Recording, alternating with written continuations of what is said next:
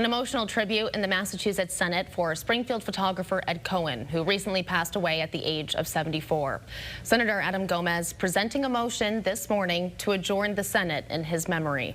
Born and raised in Springfield, Cohen captured events large and small across the Pioneer Valley. He was there to capture family celebrations, community events, political demonstrations, and day-to-day life. He was remembered for celebrating diversity in his images and even had his work featured at the Springfield Museums and the Springfield Central Library. Gomez today saying it is through this work that his memory will live on.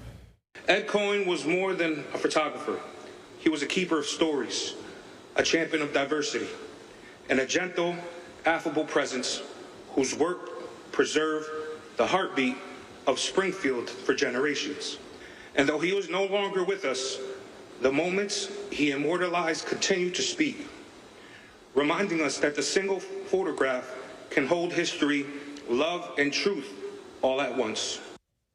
Before adjourning early, the Senate held a moment of silence for Ed.